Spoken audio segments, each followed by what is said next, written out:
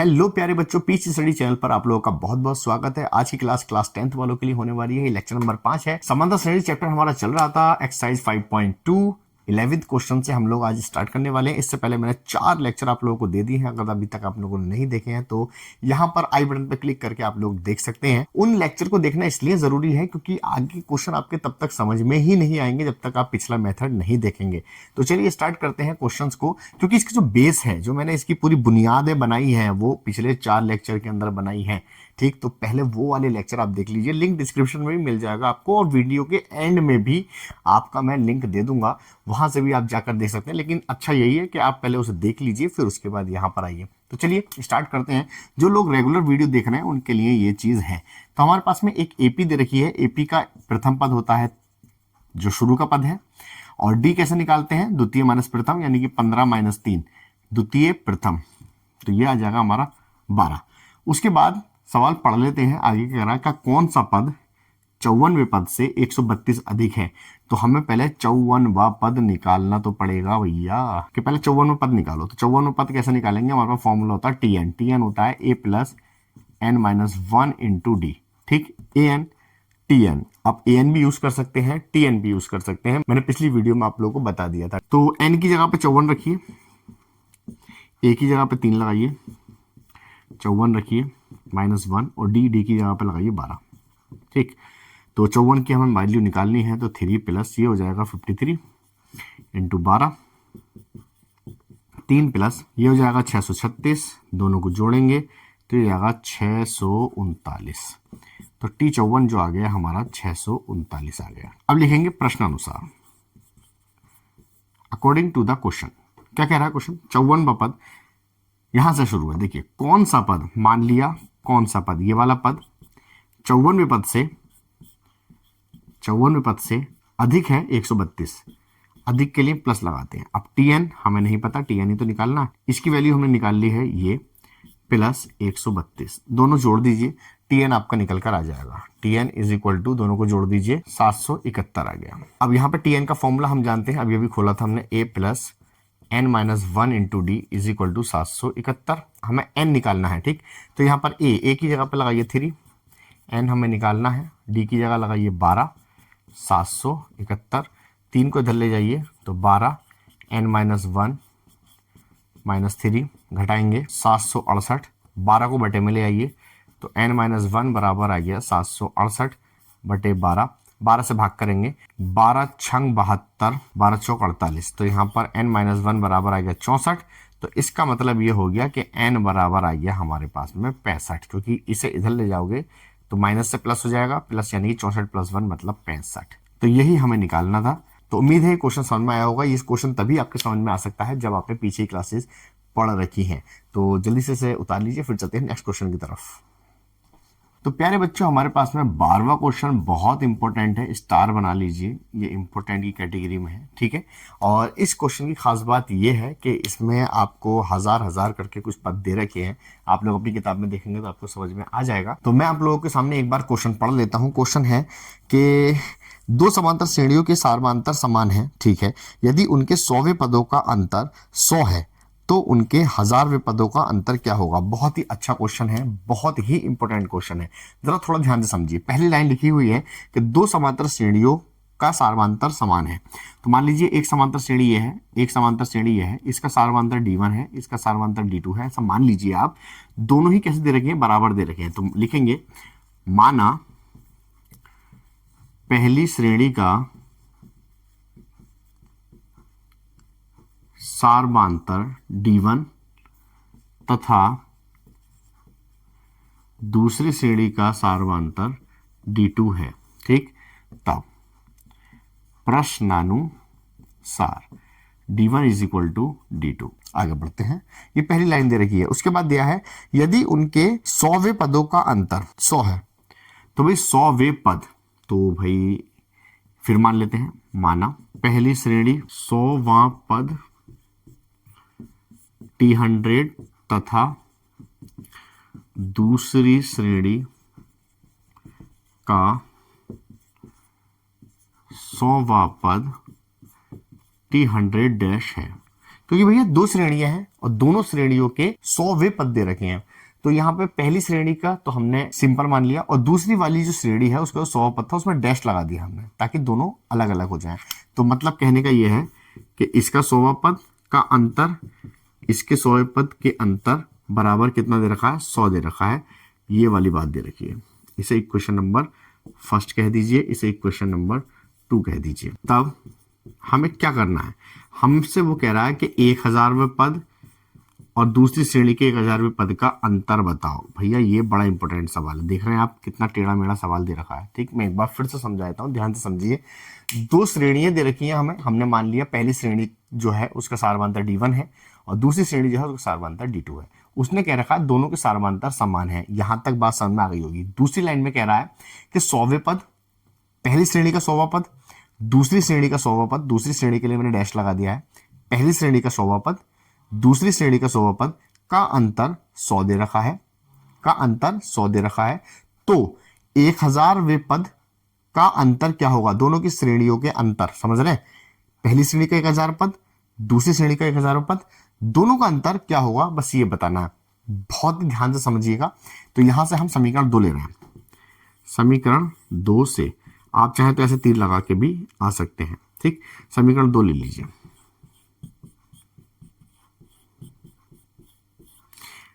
T100 की value कितनी होती है भैया, मैं एक बार बता दूं मैं आप लोगों को। देखिए T5 होता है तो उसे खोलते हैं A+4D, मतलब जितना यहां होता है उससे एक कम यहां लेते हैं। तो जैसे हमारे पास में 100 है तो यहाँ पे क्या होगा बताइए, A+99D। चूंकि ये पहली श्रेणी है तो पहली का लिए D1, यहां पर आ जाइए, इसका ही फॉर्मूला खोलिए। इसका फॉर्मूला क्या होगा, A+99D2, क्योंकि ये दूसरी श्रेणी है, ठीक है, बराबर 100। ठीक है, इतना कर लिया। बस एक बात और ध्यान दीजिए, देखिए पहली श्रेणी था तो इसे भी 1 1 कर दीजिए A1, और ये दूसरी श्रेणी का है तो इसे A2 कर दीजिए। ठीक, इतना है। उसके बाद माइनस से मल्टीप्लाई कर दो, A1+99D1 माइनस A2, और इसकी हम मल्टीप्लाई करोगे माइनस की तो 90D2 इज इक्वल टू 100। अब मेरे ख्याल से मुझे ऐसा लग रहा है कि D1 की जगह पर मैं D2 रख सकता हूँ। ठीक, तो यहाँ पे लिखेंगे समीकरण 1 से, समीकरण 1 से क्या है, A1+99D2 कर दिया मैंने, ठीक है, A2-99D2 बराबर 100। अब देखिए ये दोनों कैंसिल आउट हो गए तो हमारे पास आ गई A1 A2 बराबर 100। इसे इक्वेशन नंबर कह दीजिए आप 3, क्योंकि इसकी बहुत जरूरत पड़ने वाली है। अब जो हमें निकालना है उसे ले लीजिए। क्या निकालना है हमें, लिखेंगे अब T1000 T-1000 is equal to, भाई इसका फॉर्मूला क्या बनेगा जरा सोच कर बताओ। जब 5 पे पद थे तो 4 आ रहे थे, जब 100 है तो 99D आ रहे हैं, मतलब एक कम।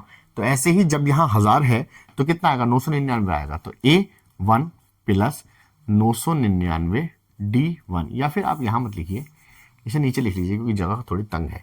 तो इसकी आ जाएगा A1 प्लस 999D1 माइनस, वही ऐसे कर, जैसे यहाँ खोला था सेम वैसे ही आपको यहाँ खोलना है।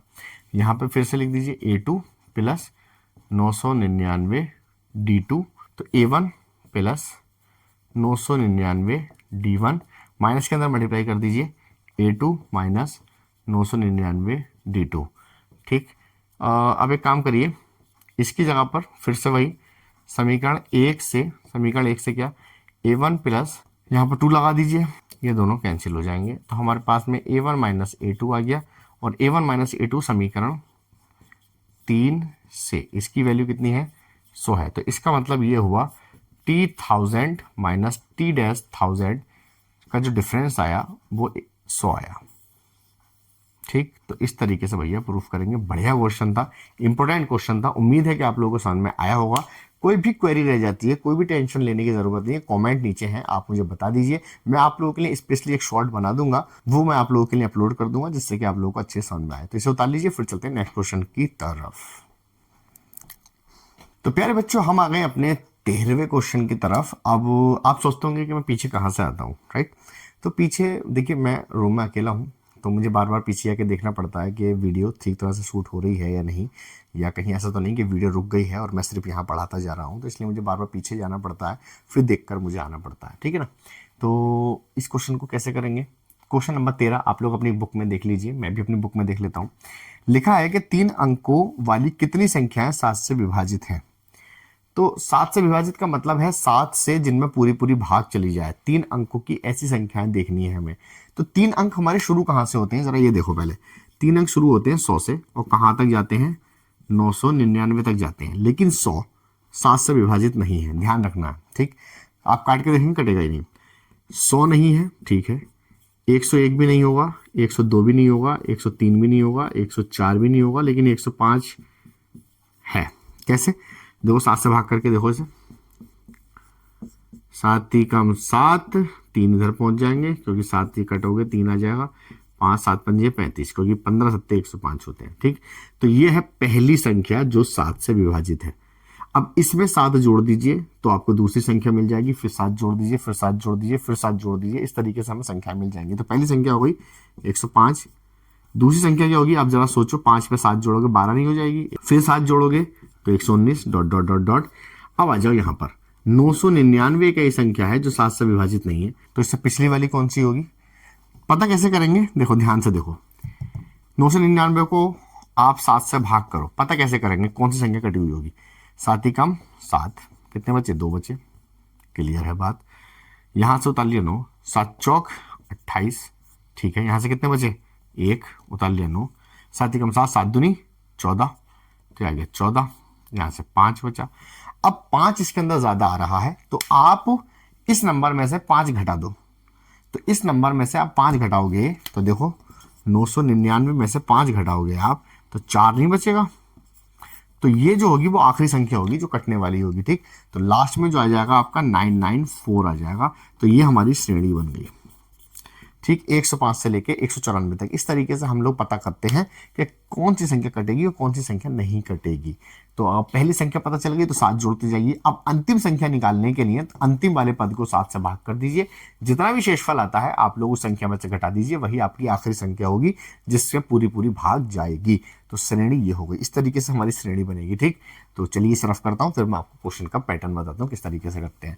तो ये तो हमने श्रेणी निकाल ली है कि किस तरीके से हम लोग श्रेणी को। तो मैं यहां लिख लेता हूं, एक काम करते हैं, श्रेणी एपी है ना ये, तो इस एपी को मैं लिख लेता हूं 105, 112, 119 डॉट डॉट डॉट एंड में आ जाएगा 194। तो हमें जो है इसमें पद बताने हैं, आखिर पद कितने हैं। तो देखिए बहुत आसान है, अब तो कुछ भी नहीं है। जो सारा खेल था बस श्रेणी का पता करने का था, यहीं पे बच्चे घूम जाते हैं। तो देखो ए का मान तो आ गया 105। प्रथम पद जो होता है वो सदैव 1 होता है।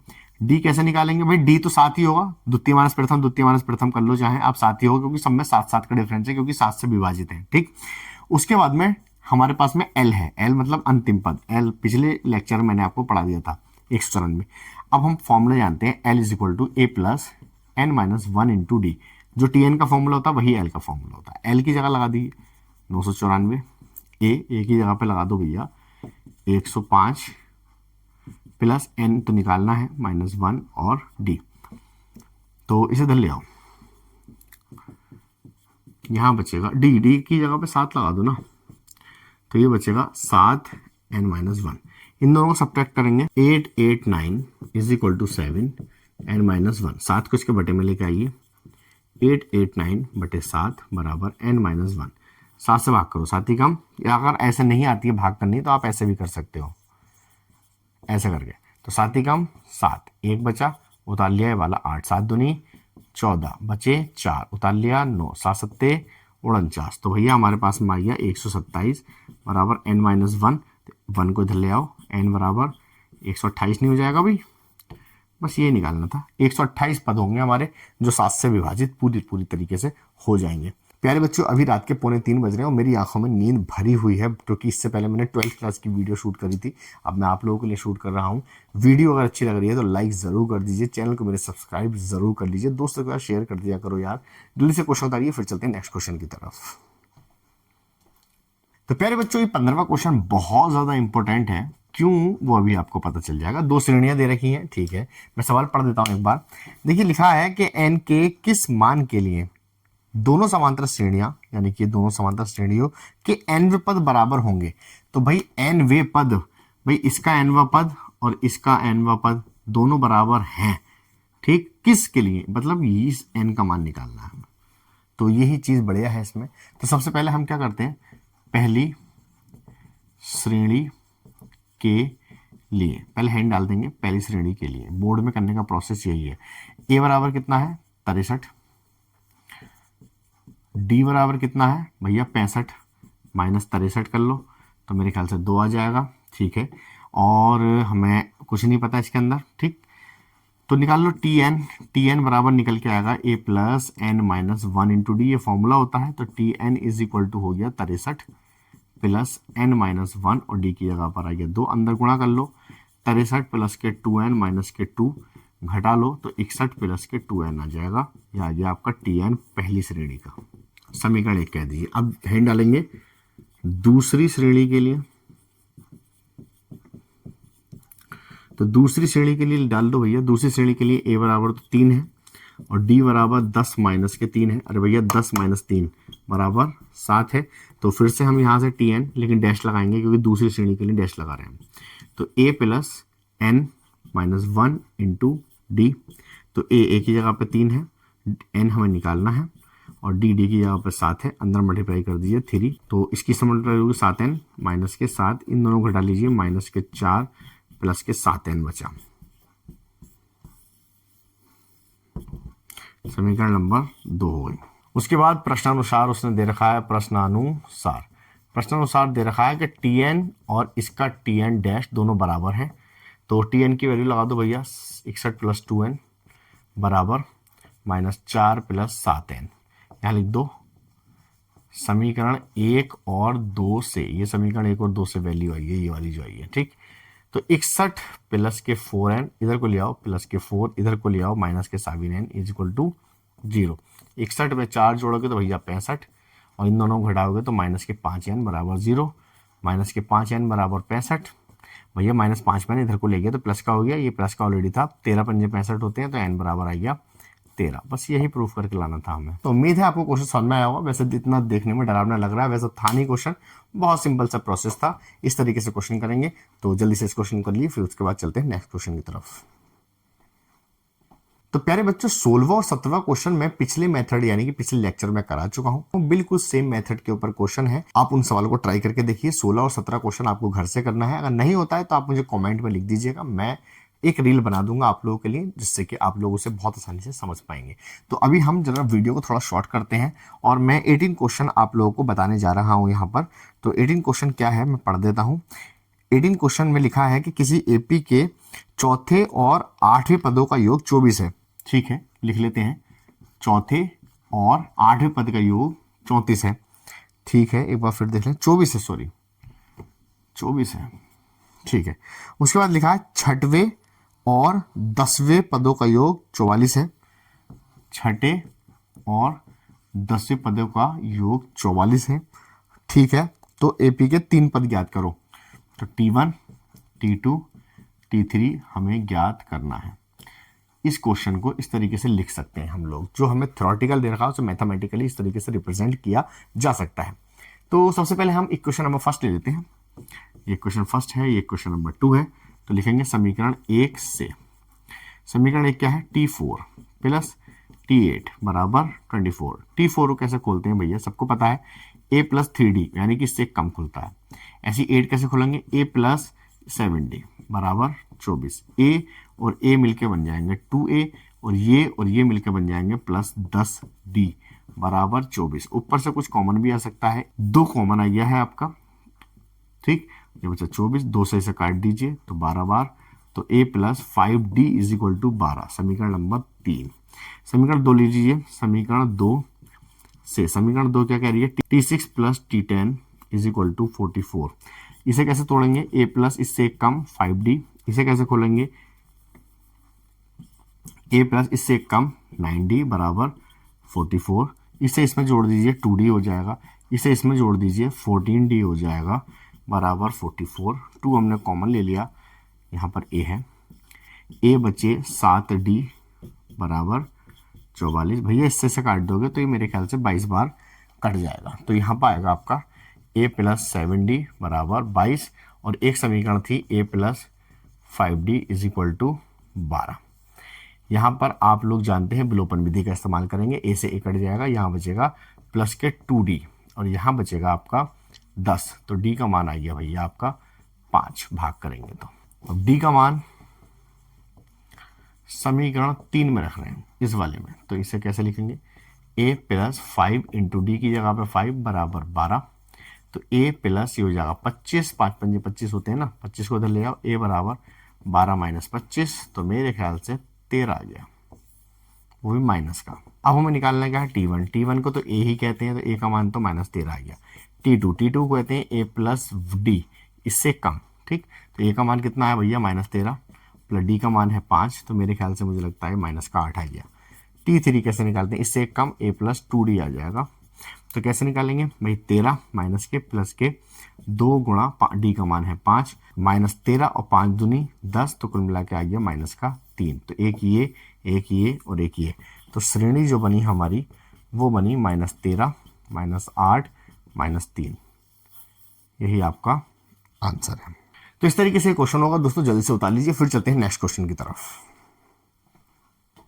तो प्यारे बच्चों, अगर क्वेश्चन आप लोगों को समझ में आ रहे हैं तो एक लाइक जरूर कर दीजिए, वीडियो को शेयर जरूर कर देना, सब्सक्राइब करके रखो भैया, क्योंकि आगे इस तरीके के चैप्टर और वीडियो जरूर मिलते रहेंगे आप लोगों को। आपके घर में अगर कोई बहन भाई हैं जो 12th क्लास में पढ़ रहे हैं या फिर बीएससी करना चाहते हैं, तो उनके लिए भी ये चैनल है। मैं बीएससी का सोल्यूशन बहुत जल्दी आप लोगों को प्रोवाइड कराने वाला हूँ, और यहाँ केमिस्ट्री क्लासेस रेगुलरली चल ही रही हैं, आप जाकर के वीडियो देख सकते हैं। 10th वालों के लिए बहुत इंपॉर्टेंट है, उसमें मैंने रिएक्शंस कराई हैं, रिएक्शन आपकी 5 नंबर की आएंगी। उसमें मैंने संतृप्त हाइड्रोकार्बन के बारे में, असंतृप्त हाइड्रोकार्बन के बारे में, इवन हाइड्रोकार्बन के बारे में पूरा टॉपिक समझाया हुआ है, एल्केन एल्कीन एल्काइन सब कुछ समझाया हुआ है। आप जाकर देख लीजिए, वीडियो यहाँ पर आई बटन में मिल जाएगी और यहाँ पर क्लिक करो और देख लो उसे।